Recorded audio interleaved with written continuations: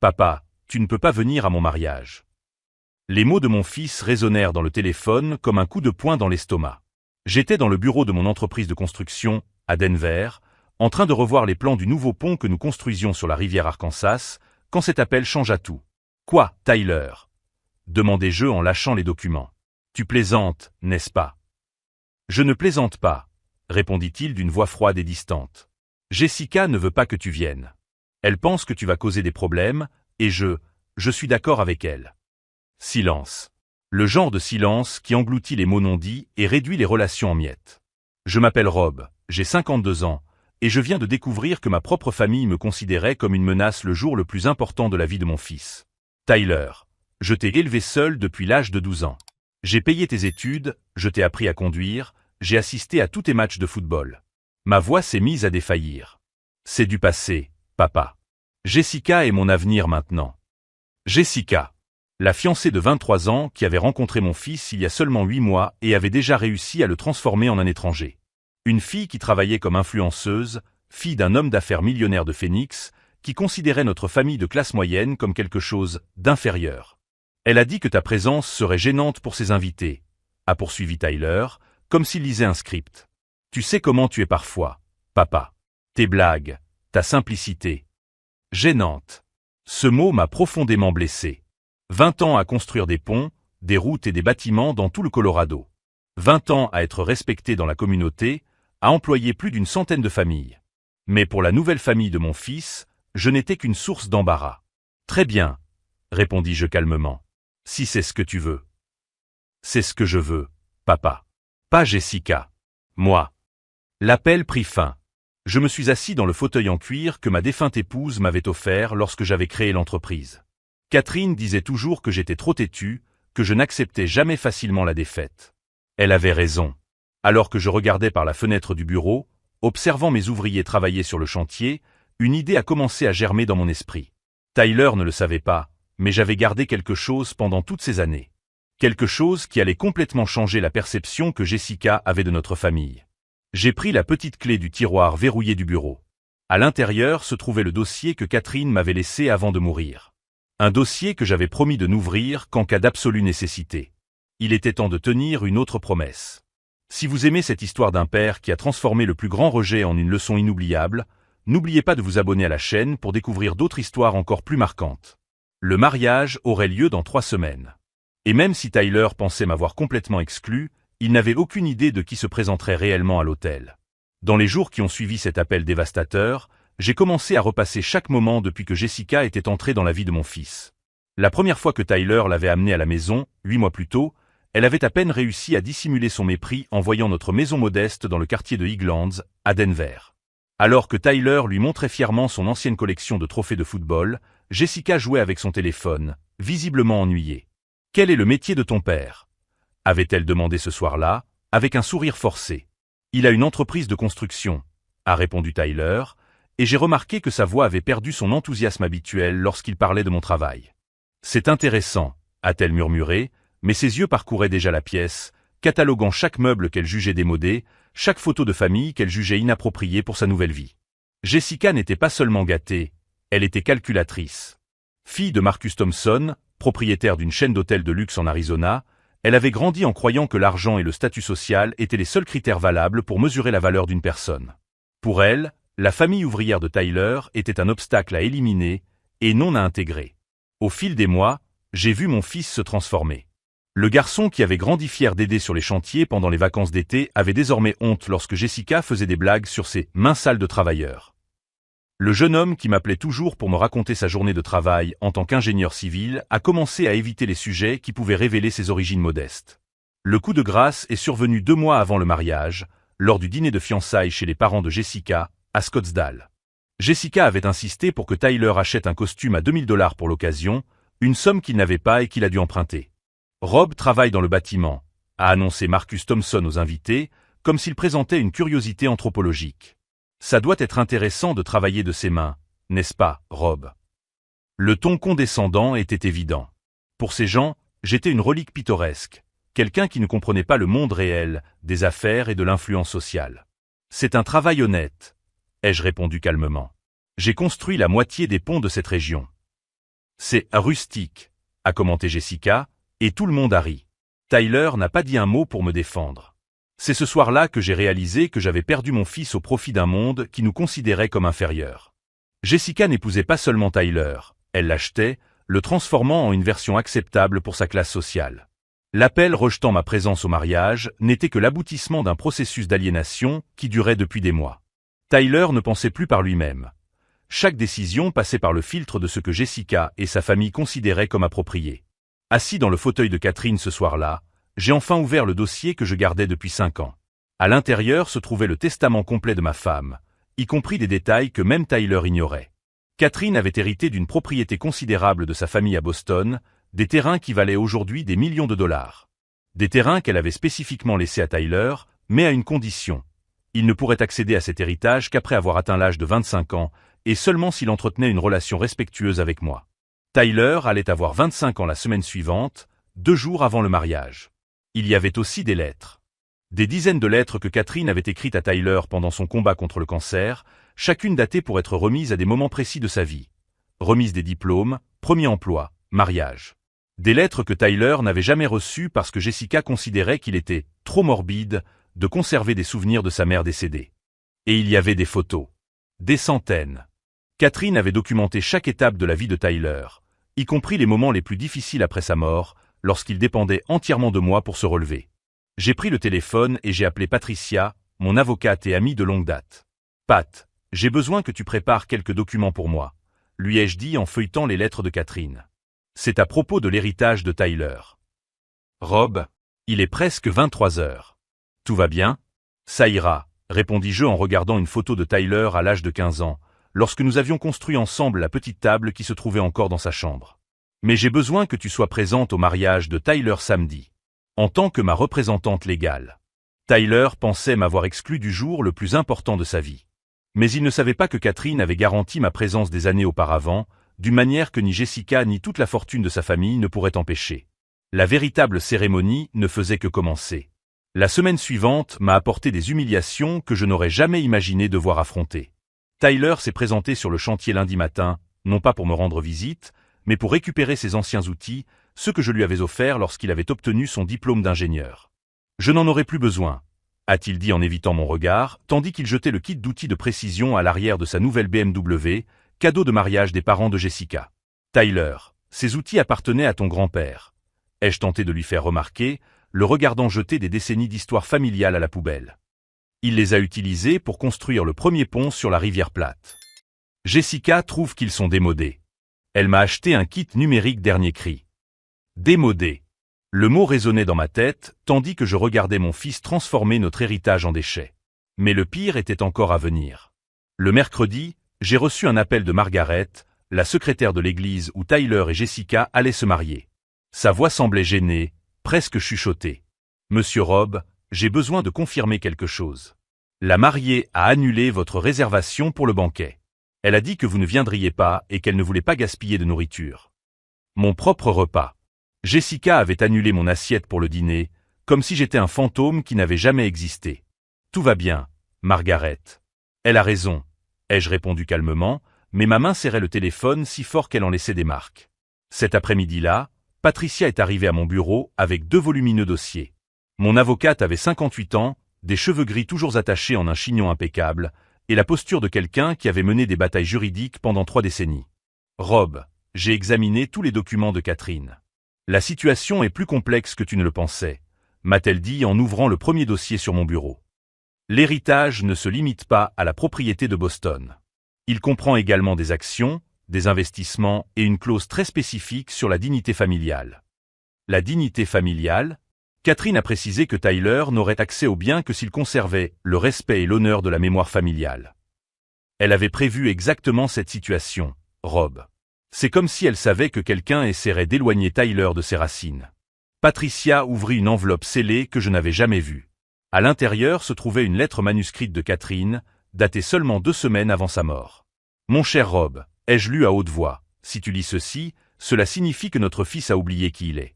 J'espère que ces mots lui rappelleront que la famille n'est pas seulement une question de sang, mais aussi de loyauté, de respect et d'amour inconditionnel.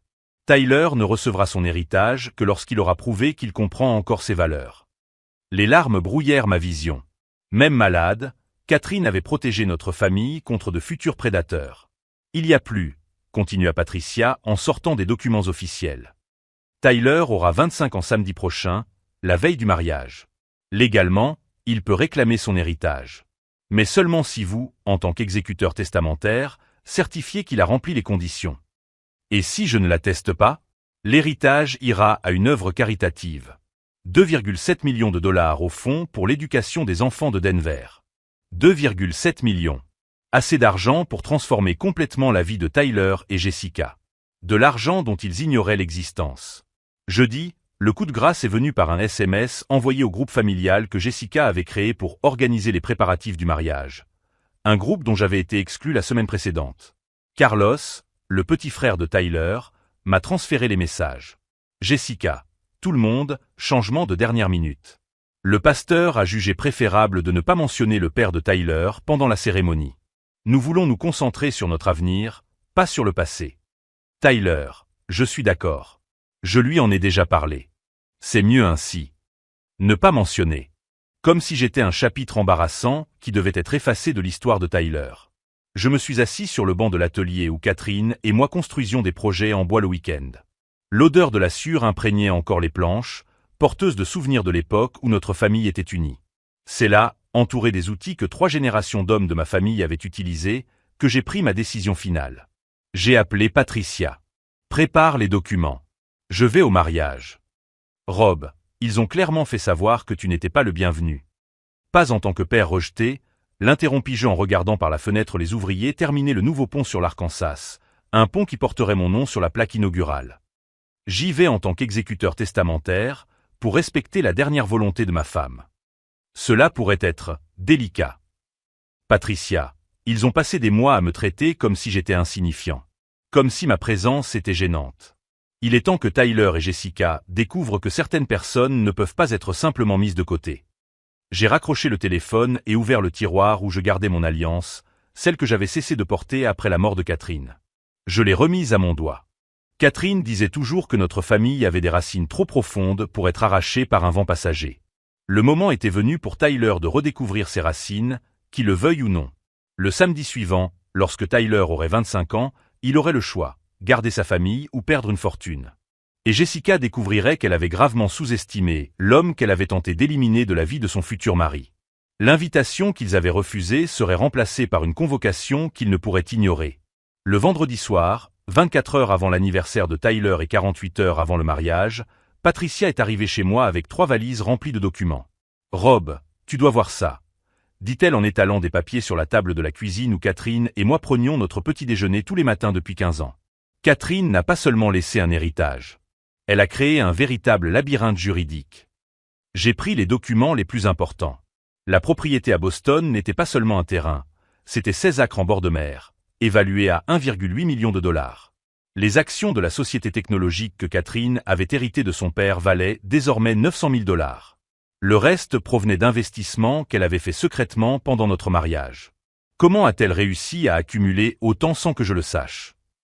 Catherine était économiste, Rob. Elle a transformé le petit héritage familial en un portefeuille impressionnant. Mais regarde cette clause. Patricia a pointé du doigt un paragraphe spécifique du testament. Je lisis à haute voix. Le bénéficiaire n'aura accès au fonds que s'il démontre, de l'avis de l'exécuteur testamentaire, qu'il a conservé les valeurs d'intégrité familiale, de respect des ancêtres et de loyauté envers les personnes qui l'ont élevé et éduqué. C'est subjectif, expliqua Patricia. Vous avez le pouvoir absolu de déterminer si Tyler mérite ou non l'héritage. Et Catherine a été encore plus précise. Elle ouvrit un autre document. Si Tyler se marie avant de recevoir l'héritage, son conjoint doit être officiellement présenté à l'exécuteur testamentaire et recevoir l'approbation de la famille. Ma gorge se serra. Jessica ne m'a jamais demandé mon approbation pour épouser Tyler. Exactement. Techniquement, s'il se marie demain sans que Jessica ait obtenu l'approbation formelle, Tyler perdra automatiquement son droit à l'héritage. Je restai silencieuse, assimilant le génie de Catherine. Elle avait prévu exactement cette situation, quelqu'un essayant d'éloigner Tyler de sa famille.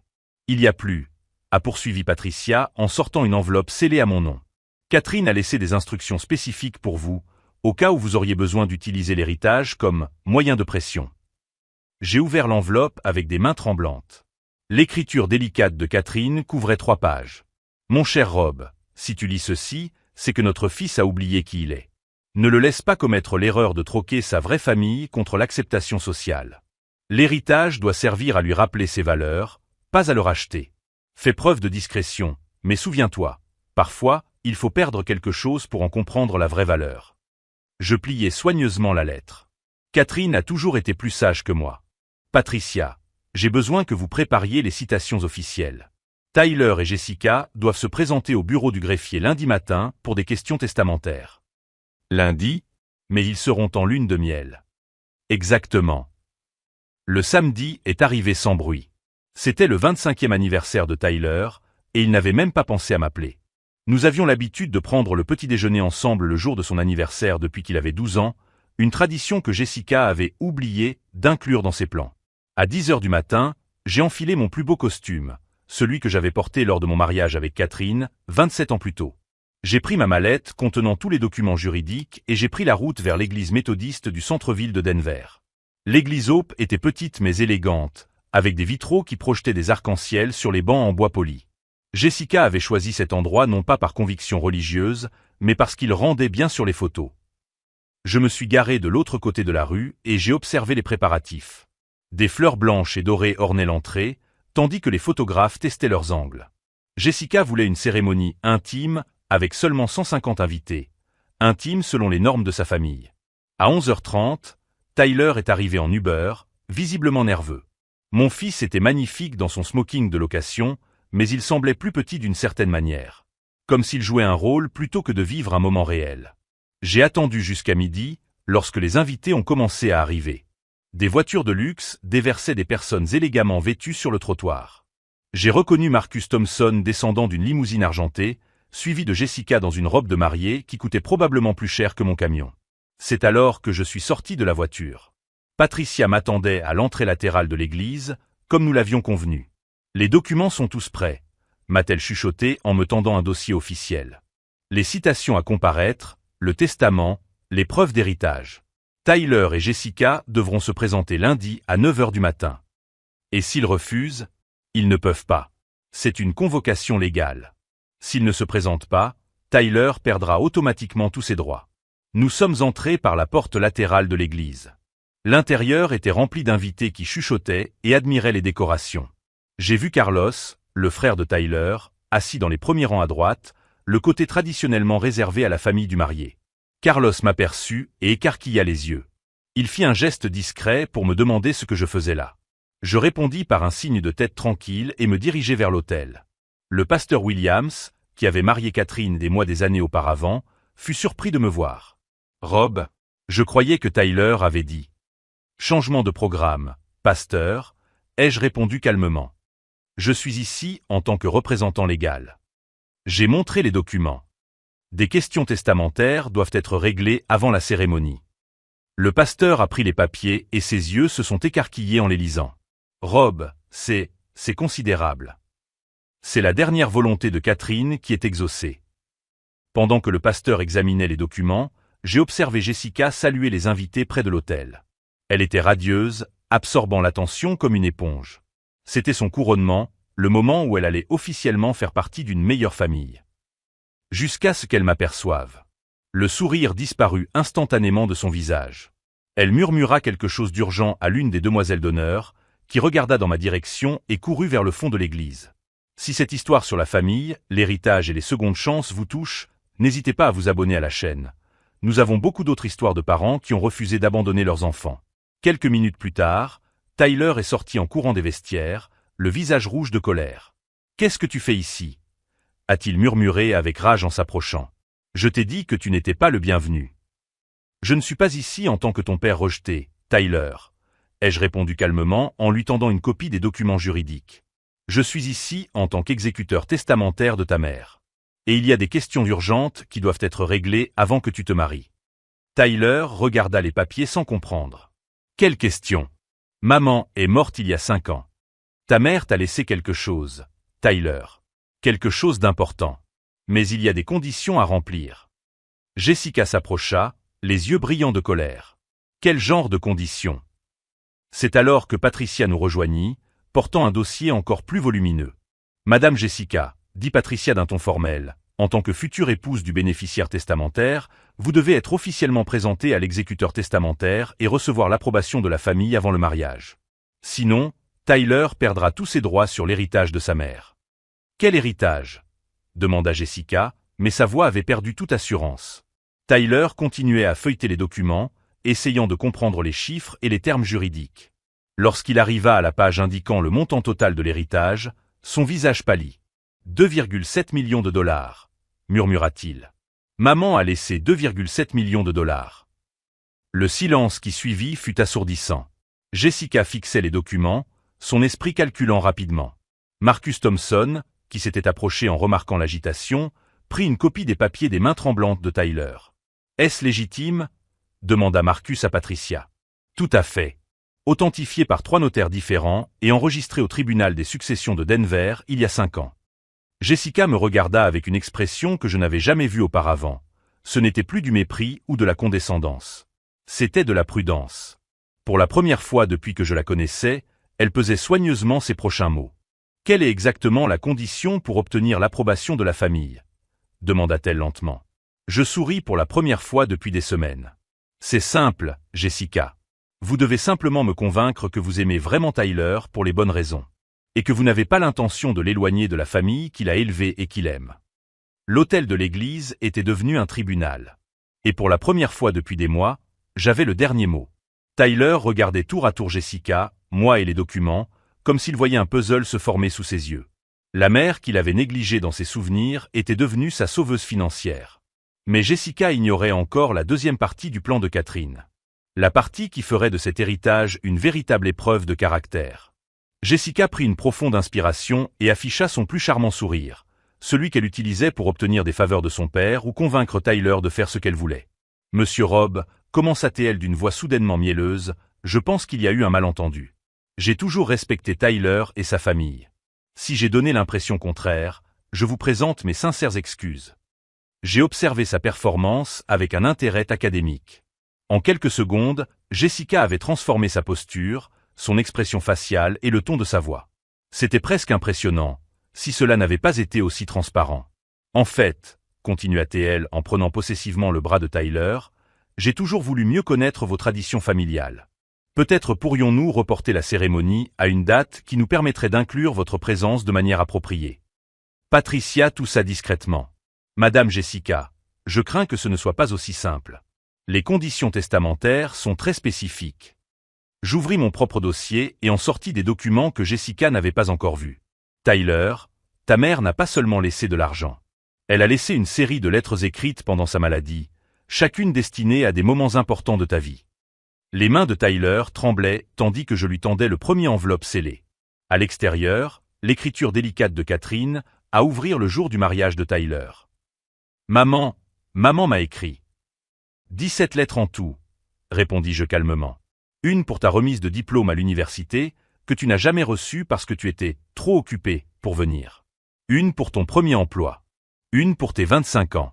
Et celle-ci, pour ton mariage. » Jessica regardait les enveloppes comme si c'étaient des bombes sur le point d'exploser. « Tyler, chérie, pouvons-nous régler cela après la cérémonie ?»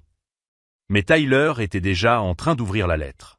Ses yeux parcoururent les lignes écrites 5 ans auparavant, et son visage se couvrit peu à peu de larmes. « Elle dit qu'elle m'aime, » murmura-t-il, « et qu'elle espère que je choisirai une partenaire qui respecte notre famille et nos origines. » Marcus Thompson s'approcha, clairement mal à l'aise avec la tournure que prenait la conversation. « Monsieur Robb, nous pouvons certainement régler cette question d'héritage de manière civilisée. Nous pourrions peut-être discuter des conditions. » « Les conditions ne sont pas négociables, Marcus, l'interrompis-je. Catherine a été très claire. Jessica doit démontrer qu'elle respecte et apprécie sincèrement notre famille. Elle ne doit pas feindre le respect pour l'argent. » « Et comment pourrait-elle prouver cela exactement ?»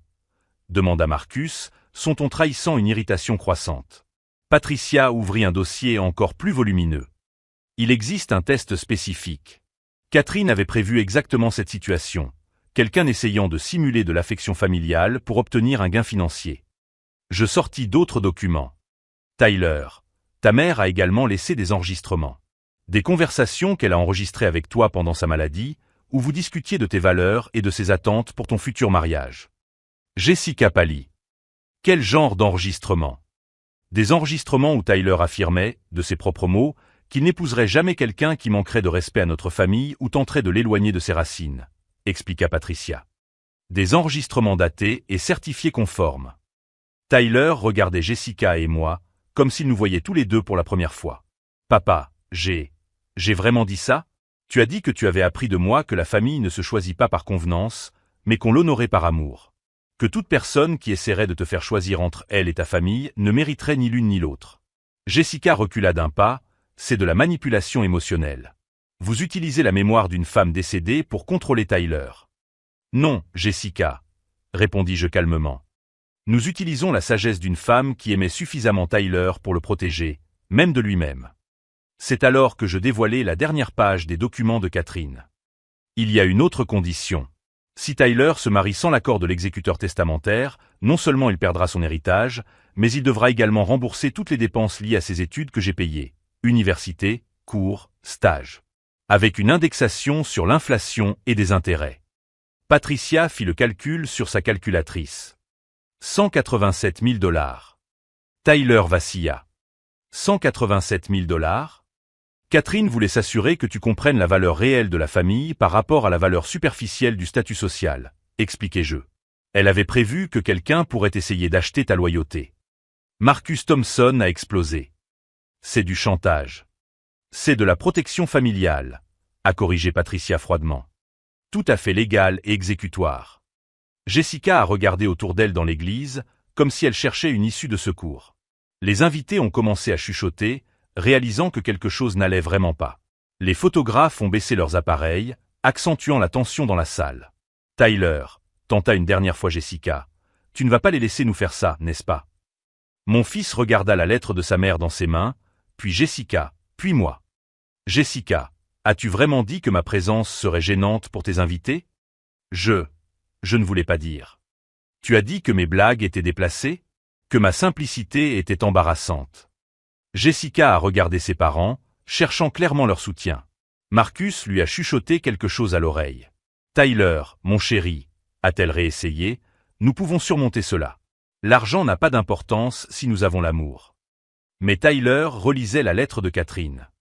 Maman a écrit, si quelqu'un essaie de te faire honte de qui tu es ou d'où tu viens, souviens-toi que tu es le fils de parents qui ont construit tout ce qu'ils ont avec honneur et travail acharné. N'échange jamais ta dignité contre l'acceptation sociale. Le silence dans l'église était absolu. Tyler plia soigneusement la lettre et regarda Jessica droit dans les yeux. Tu m'as fait choisir entre toi et mon père. Maman disait que quiconque ferait cela ne mériterait ni l'un ni l'autre. Jessica tenta de lui prendre la main. Tyler, non. Papa, dit Tyler en se tournant vers moi, les larmes coulant sur son visage, peux-tu me pardonner? Avant que je puisse répondre, Jessica s'écria, Tyler, ne fais pas ça. Je suis enceinte. L'église explosa en murmures. Marcus Thompson ferma les yeux, comme s'il savait que sa fille venait de commettre une erreur fatale. Patricia me regarda avec une expression qui semblait dire « ça change tout ». Mais Tyler regarda Jessica avec une expression de compréhension totale. « Depuis combien de temps es-tu enceinte, Jessica ?»« 2 mois, balbutia-t-elle. 2 mois, répéta lentement Tyler. Et quand exactement avais-tu prévu de me le dire? Avant ou après m'avoir complètement isolé de ma famille? La dernière lettre de Catherine avait même prévu cette possibilité. Et Tyler était sur le point de découvrir que sa mère avait laissé des dispositions très spécifiques pour protéger ses futurs petits-enfants de toute manipulation émotionnelle. Ce que Jessica ignorait, c'est que Catherine avait créé un fonds éducatif distinct qui ne pourrait être utilisé que si Tyler entretenait des relations saines avec les deux côtés de la famille de l'enfant. Elle avait tenté d'utiliser une grossesse comme arme ultime, mais elle venait de donner à Tyler exactement la motivation dont il avait besoin pour reconstruire sa vie sur des bases solides. Le silence qui suivit la révélation de la grossesse de Jessica fut rompu par Tyler, qui la regarda droit dans les yeux. « Jessica, tu es enceinte de 2 mois, dit-il lentement, sa voix acquérant une clarté que je n'avais pas entendue depuis des années. Cela signifie que tu es tombée enceinte juste après avoir décidé de m'éloigner de mon père. Tu as utilisé mon propre enfant comme stratégie pour isoler ma famille. » Jessica recula, le visage livide. « Tyler, ce n'est pas comme ça. Ce n'est pas comme ça. » Tyler se tourna vers Patricia. Ma mère a-t-elle laissé quelque chose pour ses petits-enfants? Patricia sourit en ouvrant une autre section des documents de Catherine. En fait, oui. Catherine a créé un fonds éducatif de 500 000 $ pour ses futurs petits-enfants. Mais seulement si Tyler entretient une relation saine avec les deux côtés de la famille de l'enfant. Les deux côtés de la famille, répéta Tyler en regardant Jessica avec une nouvelle compréhension. Cela inclut mon père. Marcus Thompson explosa. C'est de la manipulation par l'intermédiaire d'un enfant. Non, Marcus, répondis-je calmement. C'est de la protection d'un enfant. Catherine voulait s'assurer que ses futurs petits-enfants grandissent en connaissant tout leur héritage familial, et pas seulement la partie que quelqu'un juge convenable. Jessica se mit à pleurer, mais ses larmes semblaient calculées. Tyler, tu ne peux pas choisir l'argent plutôt que moi et notre bébé. C'est alors que Tyler fit quelque chose qui me remplit de fierté. Il s'agenouilla devant Jessica et lui prit les mains. Jessica, je ne choisis pas l'argent. Je choisis l'honnêteté. Tu as caché ta grossesse, tu as essayé de détruire ma relation avec mon père et tu as manipulé chaque situation pour m'isoler de ma famille. Ce n'est pas de l'amour, c'est du contrôle. Jessica a regardé ses parents avec désespoir. Maman, papa, faites quelque chose. Mais la mère de Jessica, qui était restée silencieuse pendant toute la scène, a finalement pris la parole. Jessica, ma chérie, a-t-elle dit d'une voix douce mais ferme, il est peut-être temps que tu sois honnête. À propos de tout. Jessica a regardé sa mère avec panique. Maman, qu'est-ce que tu fais? Je dis la vérité que tu aurais dû dire il y a des mois. Madame Thompson s'approcha de Tyler. Jeune homme, il y a des choses que vous devez savoir au sujet de ma fille. Cette grossesse n'était pas accidentelle.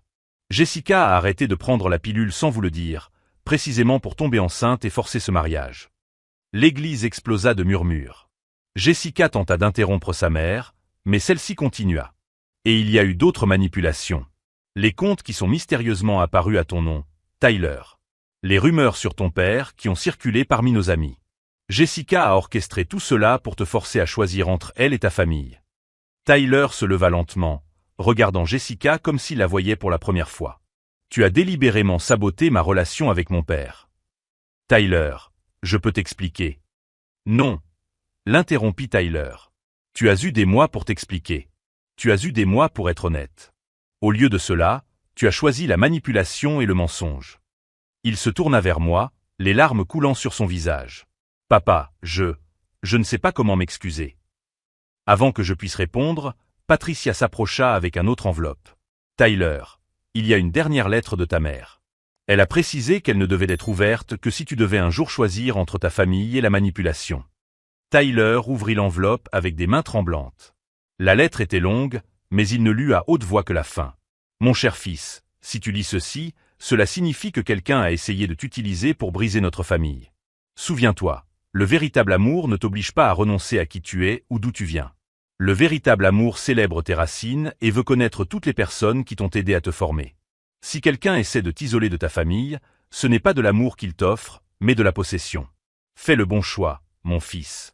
Ton bonheur et celui de tes futurs enfants en dépendent. Tyler plia soigneusement la lettre et regarda autour de lui dans l'église. Jessica en larmes, les invités qui chuchotaient. Moi.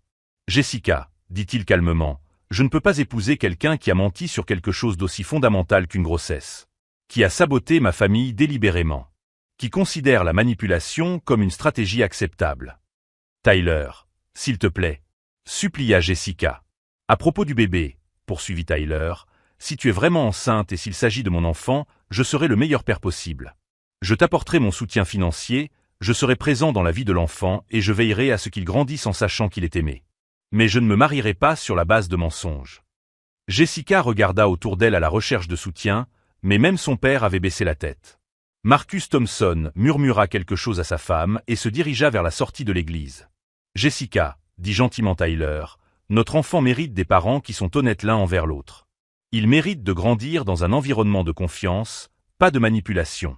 Peut-être qu'avec le temps, nous pourrons construire un partenariat parental sain. Mais un mariage fondé sur des mensonges, ce ne serait juste pour aucun d'entre nous. Jessica me regarda avec colère. C'est ta faute. Tu as monté Tyler contre moi. Non, Jessica, répondis-je calmement. Je n'ai fait que donner à Tyler les informations que sa propre mère lui avait laissées. Les choix lui appartenaient entièrement. Tyler s'est approché de moi. Papa, peux-tu me pardonner? Pour tout? J'ai serré mon fils dans mes bras plus fort que jamais. Tyler, tu es mon fils.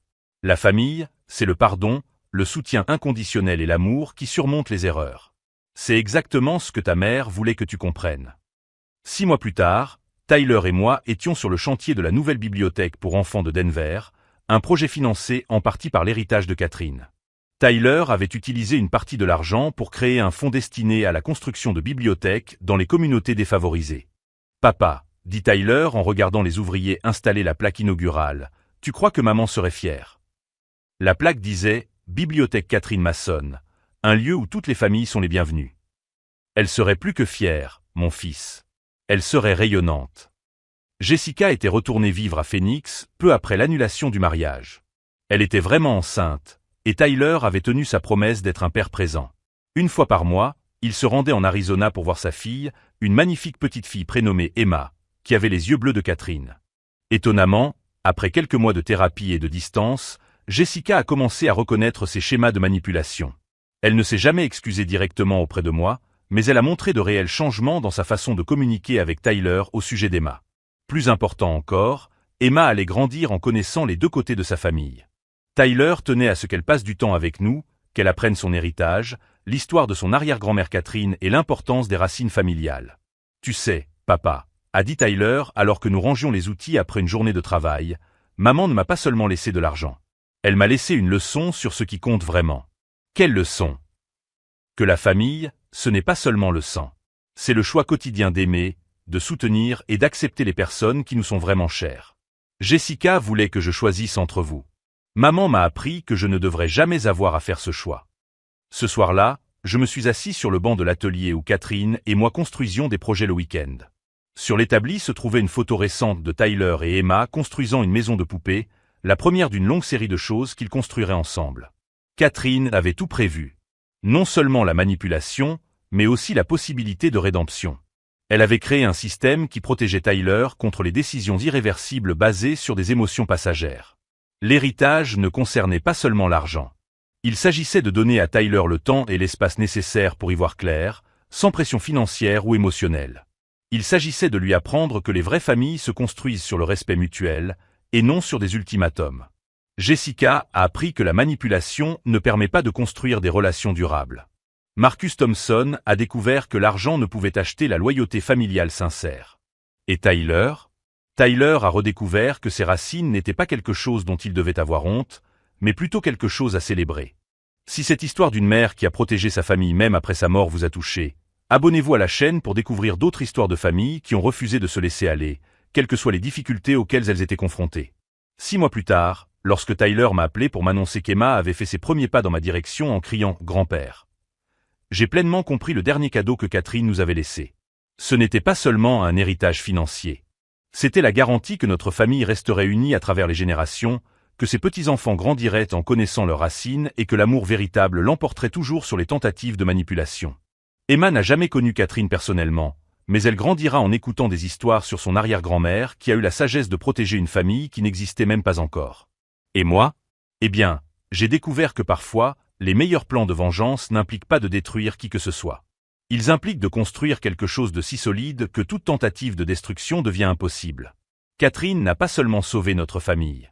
Elle nous a appris que le véritable amour n'est pas possessif, mais protecteur. Il n'isole pas, il relie. Il ne manipule pas, il libère. La dernière fois que j'ai vu Jessica, elle amenait Emma passer le week-end avec nous. Elle m'a salué respectueusement et m'a remercié d'être un père aussi présent pour Tyler. Il n'y a pas eu d'excuse dramatique, mais une reconnaissance silencieuse que les choses auraient pu être très différentes si elle n'avait pas essayé de briser notre famille. Parfois, la meilleure vengeance est simplement de refuser d'être brisée. Oh yeah, Plutos are fine. Sure to drop those Plutos if you have those Plutos. Exclamation play, everyone. I'm going to start this 69-second timer. Can we get 2 more marbles? 2 more marbles. Can we get 2 more marbles? Is there anyone out there with 2 more marbles?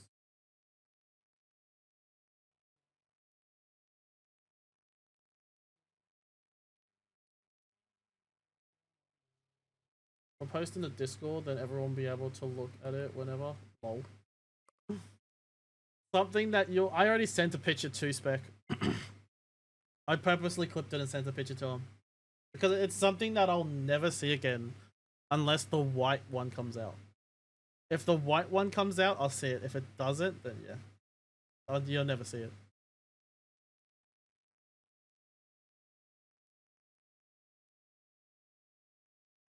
Scratch up his. Love it.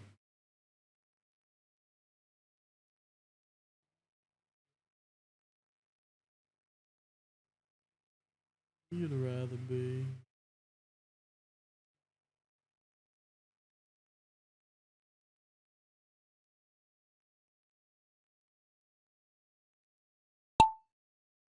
Oh, we're just missing out on those 5th place points, everybody. We need 2 more marbles. 2 more marbles to lock in those 5th place points. Spec got dingled and I got boomed. Only because I feel Twitch takes too much. No, that's understandable. Why do you think I've stopped doing it? Twitch takes way too much fucking money.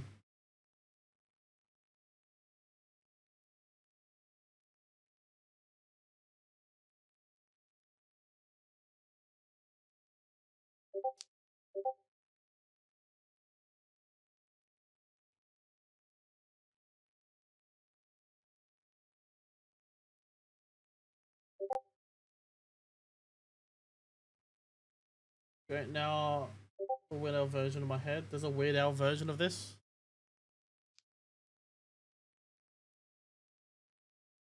There's a Weird Al version of Piano Man? Wait, what?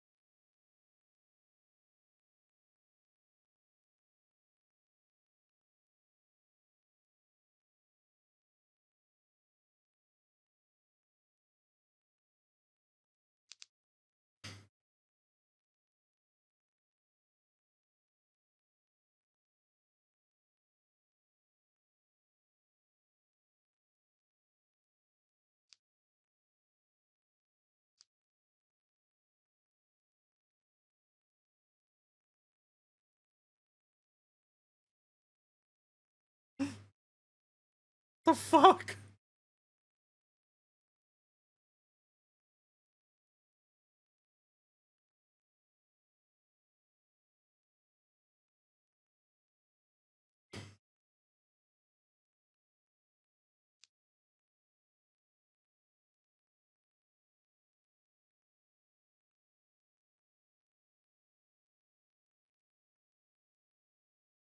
Why do I like this version better?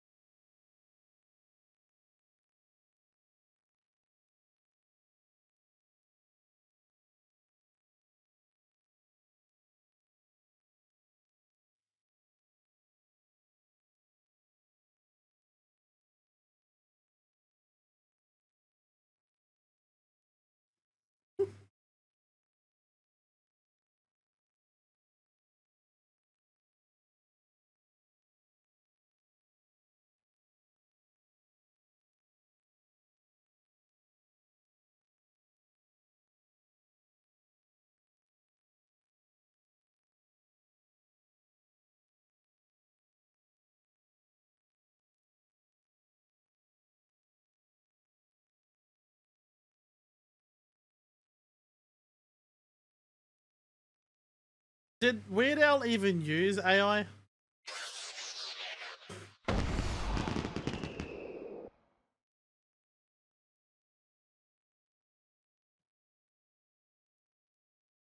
Hell no, he never would. That's what I thought.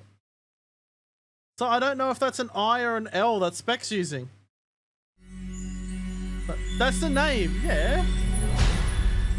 Wait, Spec, are you telling me you've never heard of Weird Al? Have you? Have you never heard of Weird Al? Surely you're fucking joking. Thank you.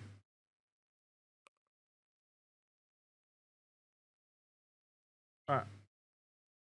So 132 got a Shadow Baby, 118 got a B, 102 got a Spec, and 86 got a Drew. Come on, we need to get these 18 marbles in. People get those 18 marbles in. I'll play the rest of the song in a second. There's no way he hasn't heard of Weird Al. Well, it's Spec, so he is weird. He's weird himself. Alright, everyone, exclamation player, use your favorite drop emotes to get those marbles on the track. Get him in, get him in, get him in, get him in, get him in, get him in, get him in.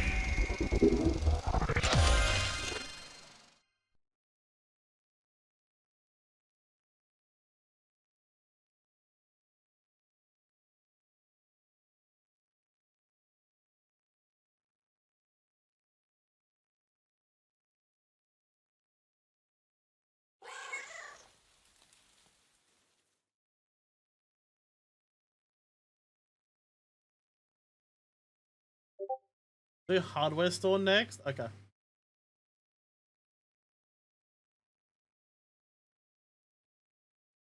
Oh, wait, no, I gotta play the next one. I love the next one. I love the next one. I gotta play that one first.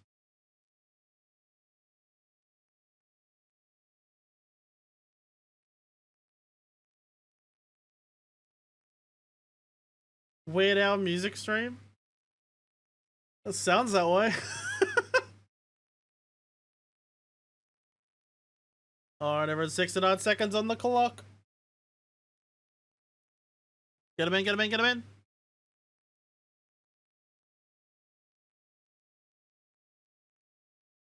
Like, I'll turn it down a bit.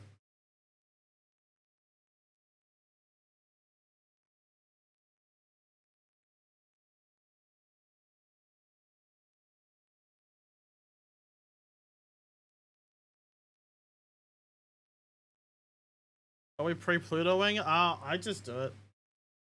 You Pluto whenever you want to Pluto. Best spot to probably Pluto would probably be around the dish. Yeah, in the dish. But I don't know where these portals go. I think they go back over here. We go down here, through the portals, back over here, then down here into the dish. Or back up that, I don't know. I love this one.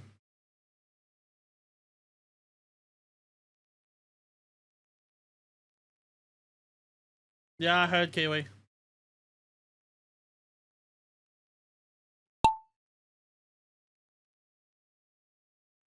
Hey, Anna, how you doing, mate?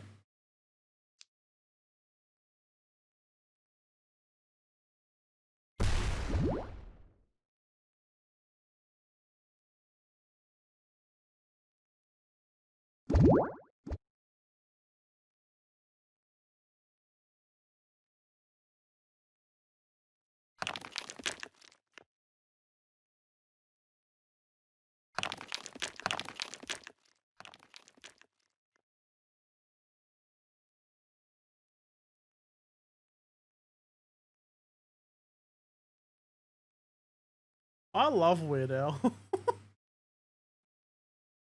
Look around you. I'm doing great, Anna. I'm doing great, mate.